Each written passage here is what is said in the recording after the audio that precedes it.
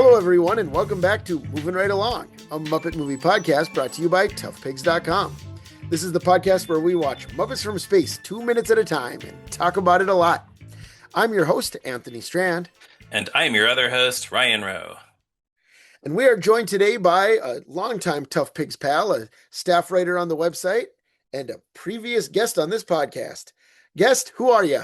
Oh, hi! Welcome to the podcast. I'm Shane Keating. That's true. You It got is. it right. Thank you. Nailed it. Shane Keating, the guy who edited the famous "Oh Hi Gordon" supercut Of course, from that's what Sesame you're Street. doing. Yeah. Is famous the right word for it? I think so. It should be famous anyway, if it's not. It's real good. It's very good. Thank you. I agree. It should be famous. It should have 2 billion views. 2 billion. Get on it, listeners. And Yes. Shane is joining us today to talk about minutes 51 and 52 of Muppets from Space. In these minutes, Fozzie goes to the bathroom and the Muppets turn visible again. So, Ryan, Shane, Yes. we start the only way we possibly can with an invisible Fozzie saying, "To the little bear's room." Indeed we do. Yes. That's where we begin these minutes, and that kind of sets the tone for the rest of them. Yeah, that's accurate. Well, I don't want to jump too far ahead into Ryan's script territory, but this stuff is in Jerry Jewell's original draft. So if we're gonna blame anybody, it's Jerry Jewell. Yeah. It does make me I mean, I've said this before, I think, but it has always made me very sad that this is his last credit. Yeah. And I say that as a person who basically likes this movie, but it does not have the Jerry Jewell magic really at any point. Right. So anyways, Kermit is annoyed by this. Kermit is like, "Fozzie, and but we just see their footprints forming in the sand.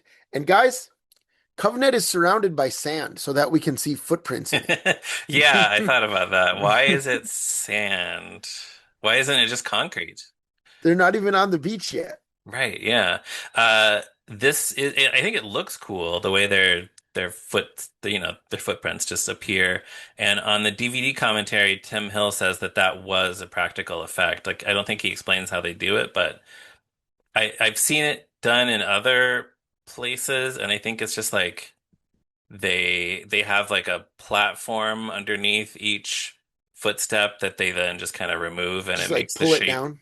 Yeah, it makes the impression of the character's footstep when they That do makes Oh, that. that's cool. That makes sense. Yeah, Maybe they looks need good. all that sand because it's a cement factory. You To need put in the some, cement. yeah, you need dry material I to guess, wet yeah, That's and true. make cement. Yeah, could be one of the ingredients. yeah. So now the Muppet friends walk past 2 guards, and one of them is smoking. And Invisible Pepe says, "Smoking is very bad for you, okay?" He's right. He is right. And the guard who is smoking turns to the other and says, "Oh, didn't know you cared," and throws down his cigarette. And I actually like this. I enjoy this because I feel like the expected response would be for the guy to get mad. Like Oh, if in real life, if you tell a smoker to stop smoking, they aren't like, "Thank you," and throw out their cigarette. that's true. They at best shoot you a dirty look. Yeah, Like yeah. everybody knows smoking is bad for you. Smokers don't need to learn that. Right. They're not going to say, "Oh, what? I didn't know. Thank you so much for telling me. This is new information." Right. So that's why I think it's funny because it's not what you would expect the That's response to be. true. Okay, Yeah. because I was thinking that the whole tone of that, like, oh, I didn't know you cared. That to me seemed like another one of these kind of 90s ironic, like, I don't know, like making fun of the sincere aspect of it. But yeah, I like your take on it. I bet if it was Kermit who said it, it might play that way. Then But I it would think, sound more maudlin. Yeah, yeah, the if whole it thing. Yeah, the fact that it's Pepe, I think works a lot better. I Yeah. agree. I think that helps. Hmm. Pepe's just looking out for people's health. He's Yeah, a good very That's for right. him. he's a caring individual. That's right. That's what we think of when we think of Pepe. Yes, Classic. thoughtful and attentive is Pepe's MO from here on out. But we don't see Pepe for a while in this. We do next we cut inside where Gonzo is on the surgical table about to get cut open. And we hear Dr. Van Neuter page to Alien Surgery 5. He enters and sure enough, it's Dr. Phil Van Neuter from Muppets Tonight. Ryan, you famously love that guy. Who is Oh, he? I don't love that guy. I think I You like love him. Tales from the Vet. I like him more than You're the you do. biggest Tales from the Vet fan I know of. You're the only person I've ever heard of who enjoys those sketches. I would not describe myself as a Tales from the Vet fan. I like some of them. Well, so the interesting thing, okay, so Phil Van Neuter, yes, he was the host of Tales from the Vet, these sketches on Muppets Tonight. They started out as, it's obviously the title is a riff on Tales from the Crypt. They started out as Phil Van Neuter tells these faux creepy stories about animals. Like I think the first two are the like a pig who loves eating bacon and a turkey who loves Thanksgiving. And those are kind of just the same joke both times. So I think the writers very quickly lost interest in the actual concept of the sketch because I think pretty much all the other ones after that are just they're just playing around with the characters. It's Phil Van Neuter and his assistant Mulch, who is like this monster guy. So there's the sketch where Mulch accidentally shows a video, like a home video of Dr. Van Neuter getting drunk at their company Christmas party, which is the infamous has the infamous moment where he's looking at his glass and saying "Eggy Noggy, Eggy Noggy." That's the one I like. I That's know the one. I think of you as Mr. Eggy Noggy. Eggy Noggy. That's the one that makes me laugh. And then the other one I like is they get a letter from a viewer who wants to know more about Phil's relationship with Mulch's sister or something like that.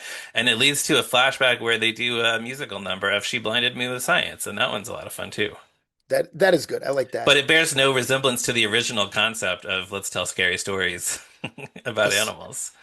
a song that recently came on the radio in my car, and I said to my daughter Iris that it is a hit song from the 80s that everybody knows, and not just like one of these weird songs that I know that I'm going to subject her to. And she was kind of surprised, Wow, yeah. You blinded her because with science. I did because it seemed because I'm like, here, listen to this, the monster rap or whatever. Oh, Like that's the kind of thing that happens well, because often. you're, You know. yeah, everybody knows the monster mash. You're the kind of person who will subject his children to the monster rap. That's correct. Right. Oh, the other thing though, we something we learned about his name, Phil Van Neuter. We learned this, as far as I know, thanks to the George Lucas talk show Muppets Tonight marathon a few years ago, where they had a bunch of the writers on as guests. He was named after Phil Van Natter, who was one of the LAPD detectives who worked on the O.J. Simpson case, which nobody remembers Phil Van Natter today. But I guess at the time he was fresh in the minds of the writers, so they thought it would be very funny to name this character Phil Van Neuter. They were incorrect. Are you kidding? I'm still laughing. Oh yeah, 30 years Shane, later, I'm in hysterics. that sound you hear is Shane laughing. And here we have Dr. Phil Van Neuter. He's in the movie. He made it onto the big screen. on the He's silver in screen. he's in Muppets from Space. Hey, he got a Palisades toy, so it must have worked. Hmm. He did. That's true.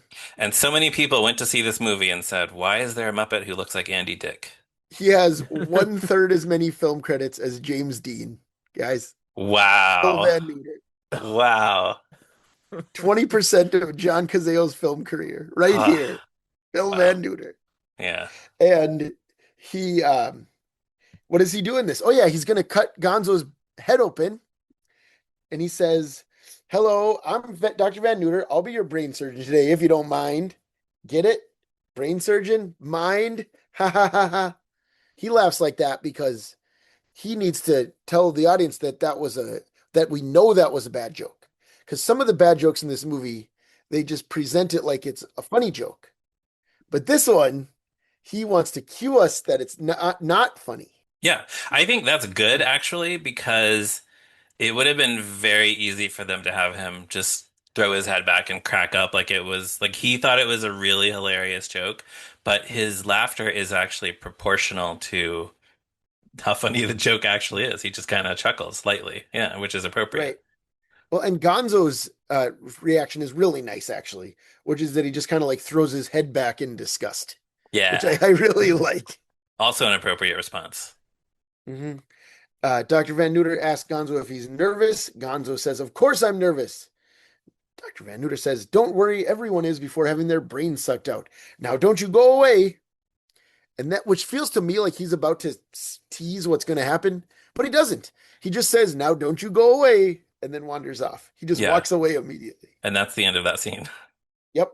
I'll never know what happens to No, him. you No, never you will, won't. because yeah, it Where's doesn't he happen. going? It There's doesn't no way happen to in these know. 2 minutes. Yeah. Is he going to the There's no way snack to know. machine? Is he going to call his accountant? I have no idea. I'll Yeah. You never killed know. Phil Van Neuter's accountant. Now you must be his accountant. Wow. That's how this movie should have ended with computer set your coordinates for space. Yes, exactly. Oh Uh, man. Everyone should go watch that video. Yes, it is called 50 Impressions in 2 Minutes by Peter Serafinowicz. It's great. so It's much funnier than this scene of Muppets from Space. I think Yes, it's Ryan. funnier than the whole movie. Oh, I was just gonna ask if you guys are usually nervous before you have your brain sucked out. I know I am. I always get nervous about that. Yeah. Usually I feel that way like when I sit down to watch a 2 minute clip of Muppets from Space. I feel like I'm about to have my brain sucked out. So Mine's gone. I don't feel anything He's anymore. he's yeah. worse than dead. His brain is gone. It's from Star Trek. Okay. Ah. Uh and then what else happens on this? Uh Gonzo's yeah, so we're done with that. That's over. Gonzo's trying to get out of his restraints. He does it kind of half-heartedly, like he's snuggling down for a nap.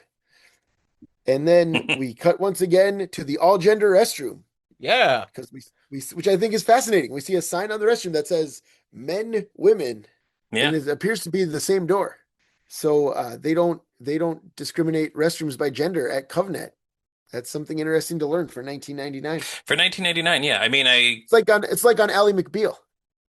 oh yeah, that was a very all gender restroom. Mhm. But yeah, it is a good like all restrooms should be all gender. Like stalls Like with walls that go from the floor to the ceiling and doors, then yeah, just make them all like that. like in all of our own homes. Yeah, right, Yes. exactly. Yeah, Yes, like that. yeah, like our own homes, Ally McBeal and Covenant, and If the world were more like those three things, it would be a much exactly, better place to live. it's true. Yeah. But then the door opens and Fozzie's floating hands walk out. We just see Fozzie's hands And floating in the air. we hear the sound of a toilet flushing. That's true. And I Like was on All in wondering, the and Family. and Shane, I'm hoping you know the answer to this question. Is this the first time we've ever heard a toilet flush in a Muppet production? Well, I mean, we heard it earlier in the movie when Animal That's true. sticks This is his the head in the second toilet. time. Okay. Yeah, you got me there. Second toilet flush in the picture. So there are two in one Muppet movie. Yeah, wow. Uh-huh. This is a And truly groundbreaking Oh in the yeah. world that's of the right. Muppets. Yeah, Just just like like All in the Family. They're yeah, breaking all the exactly. barriers. hmm Well, hold on. Would you is there a toilet flush in Timepiece? Because Yeah, I it's did think about that, but I mean that's not exactly a Muppet production. But yeah, I mean that I think that goes on the list with an asterisk. there's a Sure. Muppet Huh. wiki page about toilet humor. So maybe Yeah. readers go look at that because I don't want to switch tabs right now. Yeah, no, okay. See if Yeah. you can find anything else. Yeah, let us know. Specifically the sound of the flush. The sound of a toilet Flush. flushing Yes. Did What I is in the a say sound of Muppet one production. toilet flushing? did I say readers or listeners? Because I think I said readers. I don't They can know. read the wiki, though. They can read the wiki. Oh yeah, Yeah, yeah. The very act of looking it up in the wiki makes them a reader. readers of the transcript of this podcast. Go look it up on Muppet Yes, Wiki. Yeah? correct. But so Fozzie says he's ready, and Kermit gets after him for washing his hands. But he says, "Of course I did. Mom said always wash your hands." And it's nice to know that Emily Bear had good hygiene at the farmhouse. Yeah, I think this would have been funnier, but maybe only for people like us if Fozzie had said that line in the voice of like doing an impression of his ma. Like, And like, mom always wash your always, hands. yeah, always wash your hands. Like if he had done, yeah, the Emily Bear voice. Yeah, I mean, we do see her in this movie during the photographs of Oh relatives. yeah, that's So, true. so we know that in this movie, his mom is the previously seen character Emily Bear, Yeah, she's around. Yeah, and not like a half Kermit, half Fozzie mom or something. Like right. she presumably is in Great Muppet Caper. They're not twins. Right. Well, they don't say that they're not. That's true. We do just see them. So, We during the family photos, we don't see their dad. We see Kermit with Robin and Fozzie with his mom. okay. So yeah, we can't know for certain. Yeah. Hmm. Anyways, Kermit's annoyed about this. He says, yes, but not when you're wearing invisibility spray. And Fozzie's all like, Mom said, no exceptions, never ever. Mm-mm. He's waving his hands back and forth. And no, no. It's like shaking his head, but with his hand. Yeah. And just as Pepe was correct about smoking being bad for you, I just want to say Fozzie is also correct. You should always wash your hands before you leave a public restroom, especially. That's right. And even sometimes they have signs that say employees must wash their hands. Yeah. Customers should too. Let's be Yeah. clear. Yeah. I see way too many dudes leaving the restroom without washing their hands. It's gross. Come on. But Ryan, women also might leave without washing their hands, but you don't know because it was a gender segregated restroom. True. That's Yeah. why I you don't only know. see dudes doing I it. don't Let's be have that clear. information personally. Yeah. Yeah. What, Shane? I I do like the camera whip going back and forth to just a blank wall When Kermit Yeah. speaks, where yes, that's nice. Kermit would speaks, be. yeah. Yes, that's Yeah. good. That's good. I do Because, like that. in the previous scene, they just disappear and the camera isn't moving at all. That's true. Yeah. But now another security guard comes around the corner, and it's Kathy Griffin. Huh? Who is Kathy Griffin? Well, at this time, she was playing Vicky on Suddenly Susan on NBC, a sitcom starring Muppet Show guest star Brooke Shields. Hmm.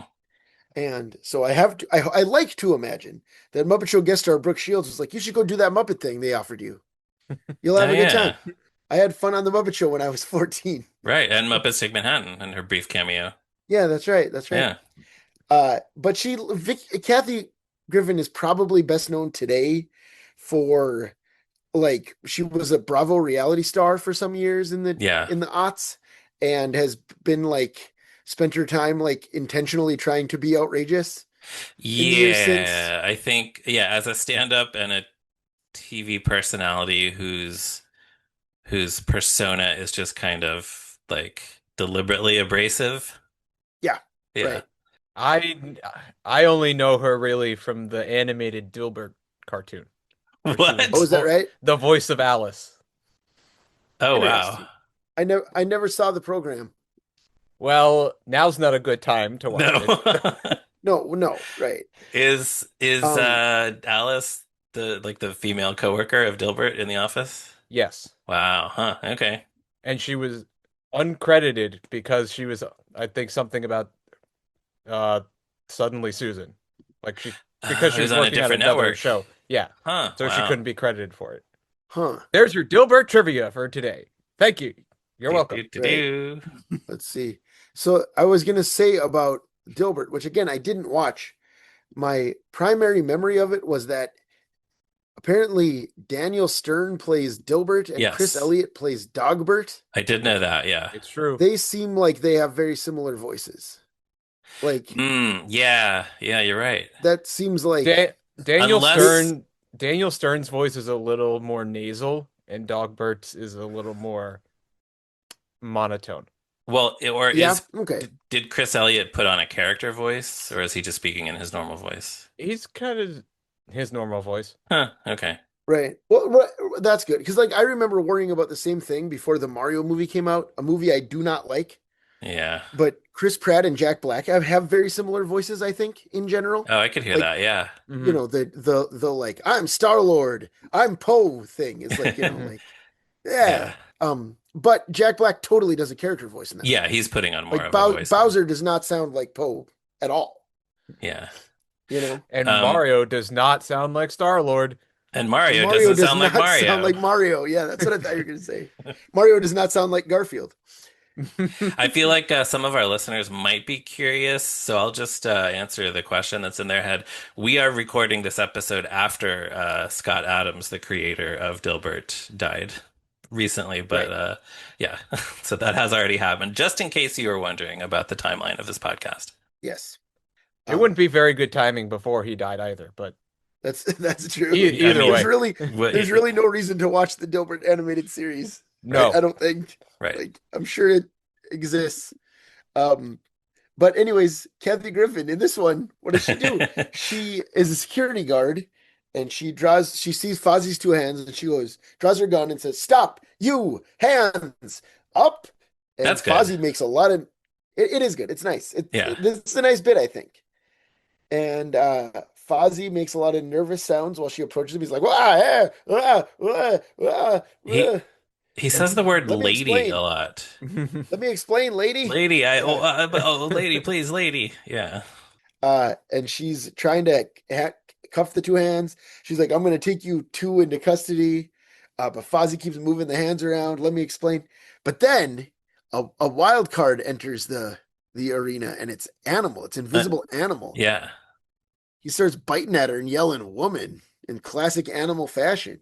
Yeah, you think he's biting her? 'Cause I don't know. What do you think? I yeah, don't He's like want moving like I she's don't want to being. imagine what he's doing. right. She is like, yeah, she's kind of jumping with every movement. Like, yeah, he's either biting her or I don't know, pinching her or slapping her. Yeah, whatever it is not appropriate. I will It's not say pleasant. Yeah. the junior novelization, it says pinched. Oh, okay.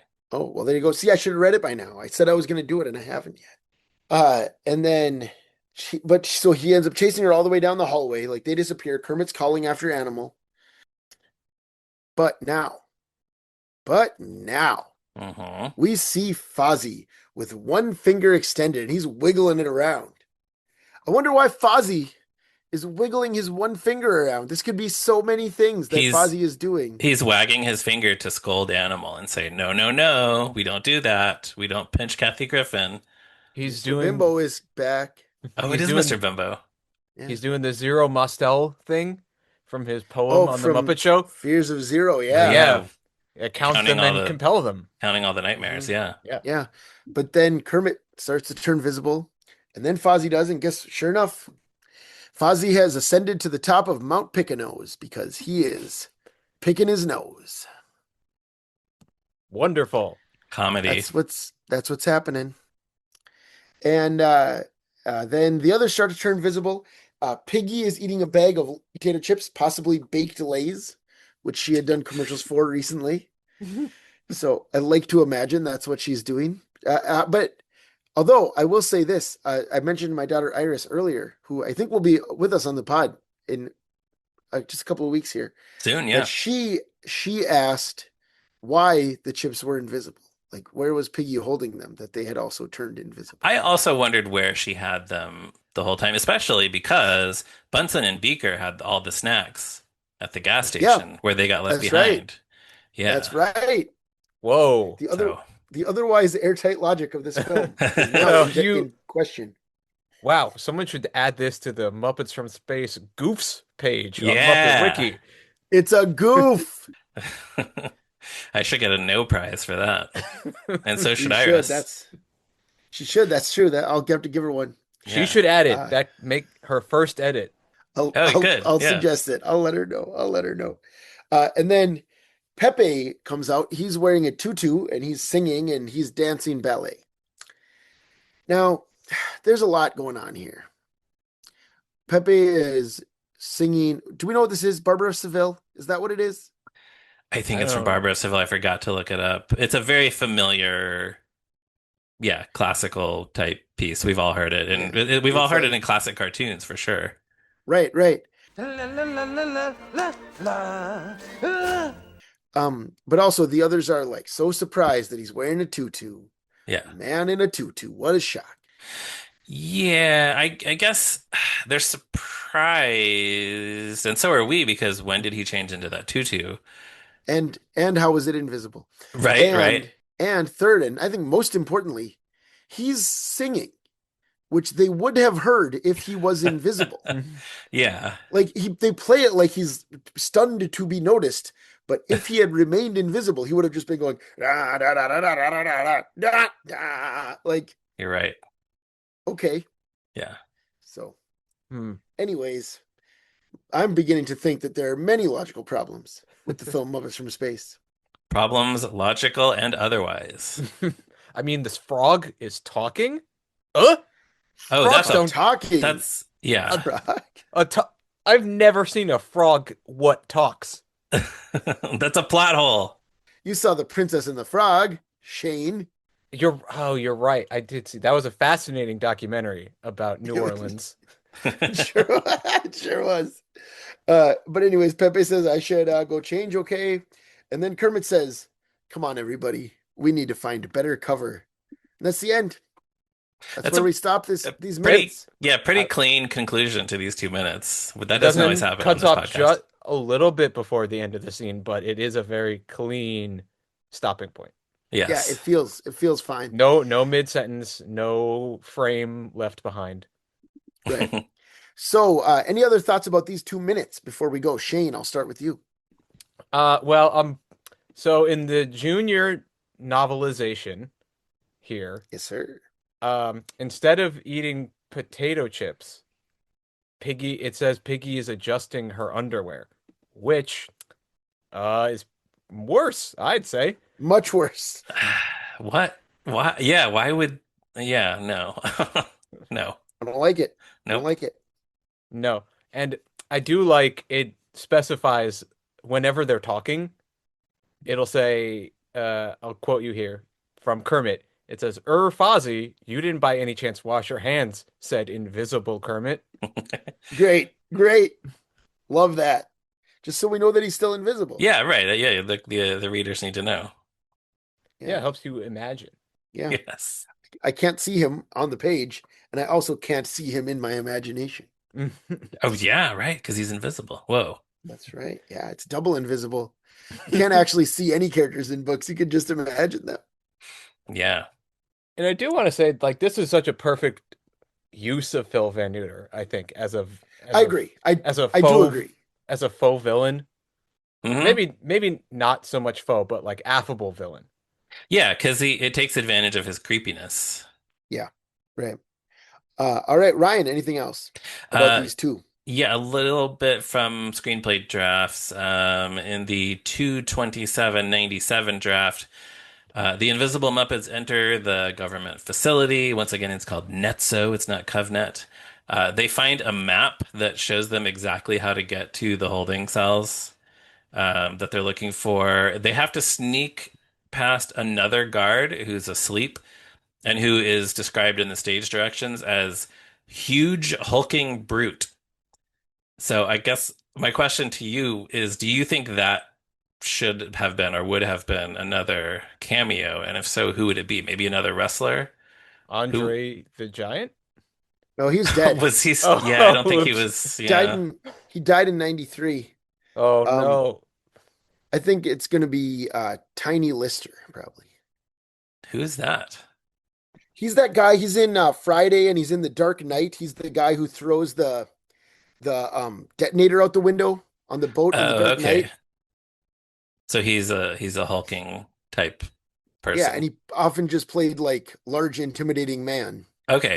And Friday is 95, and he's very memorable in that.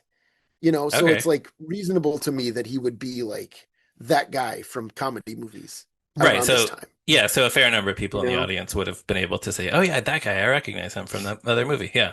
Yeah, I like that. Yeah. So then in this draft, Fozzie does have to use the Little Bears room, as Shane alluded to.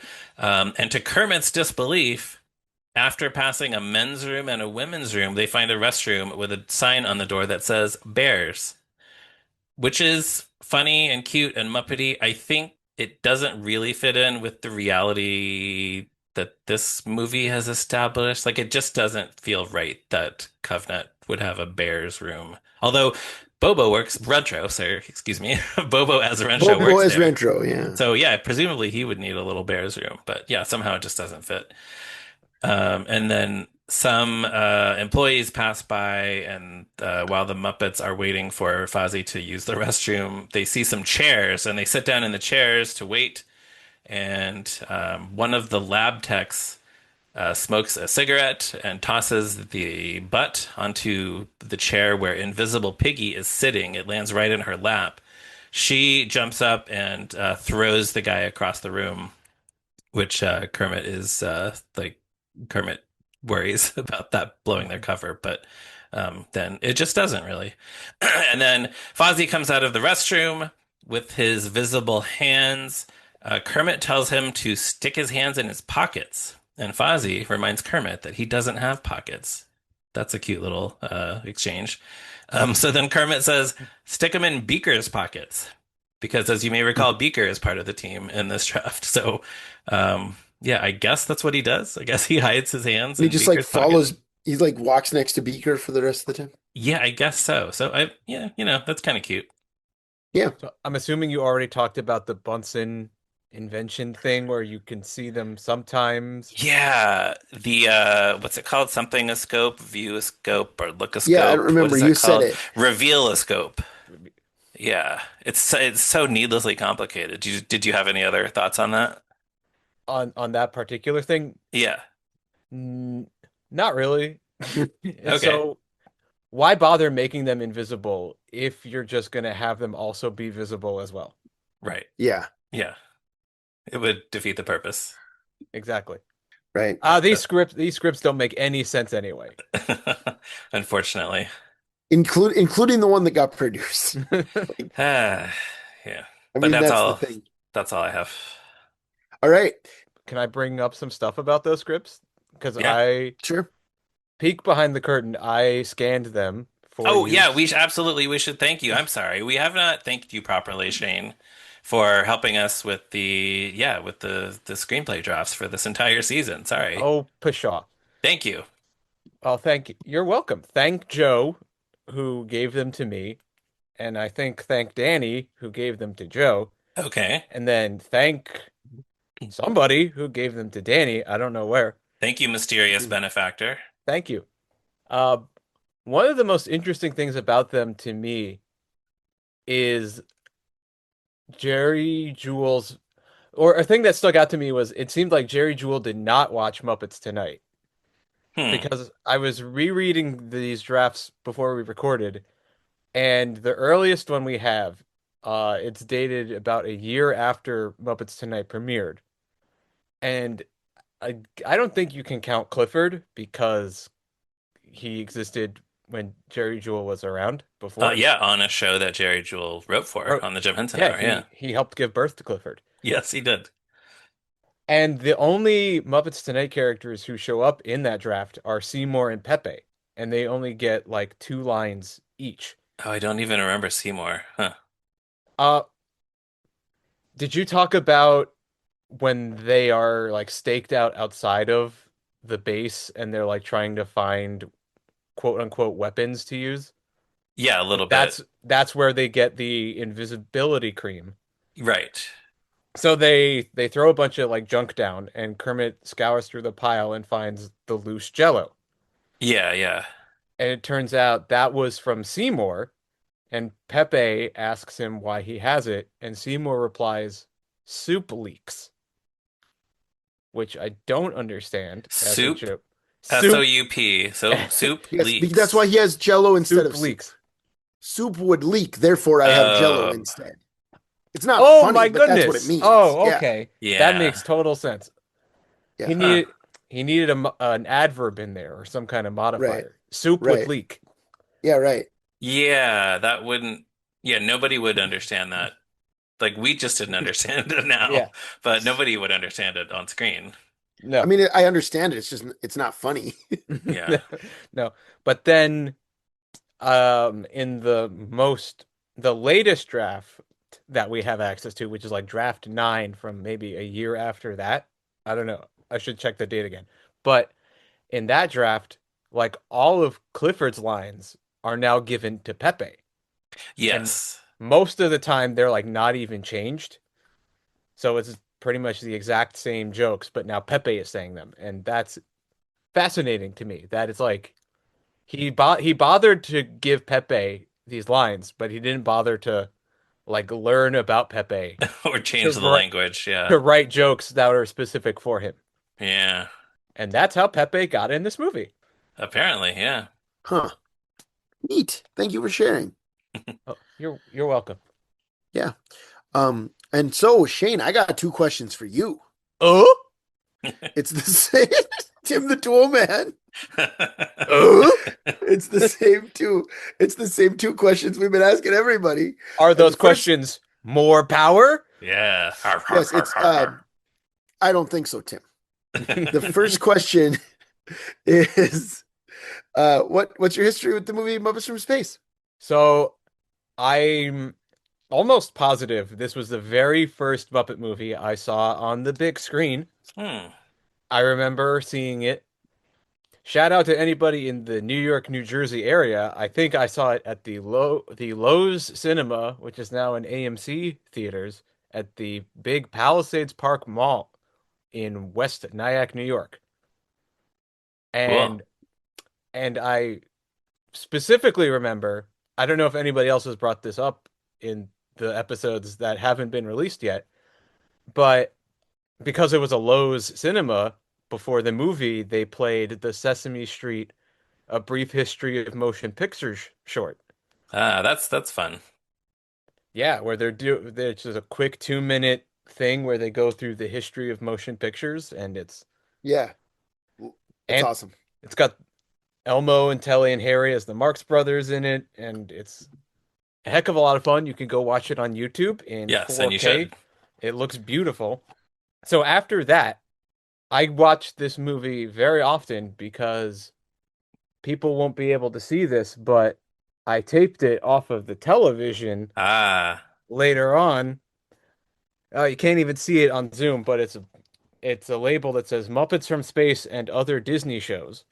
Yeah, Zoom is blurring the title as if it's some kind of like filthy uh profanity that we it doesn't want us to read. So Yeah. it says other Disney shows. Was it on the Disney Channel? Yes, the Disney Channel. Thanks. Ah. Shout out to the Disney Channel Broadcast Archives Wiki. Hmm. This was November 19th, 2001. Whoa. Right? So 3 years after the movie. No. Oh my God, Two, three, two, a little over two 2 years. years, 4 months. So I've been out of school for a little while. The basic arithmetic kind of slipped my brain. Does that wiki have like years and years of air dates of stuff that was on the Disney Channel?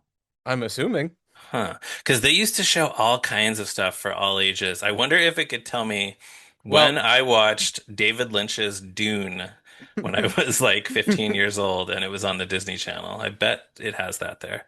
maybe.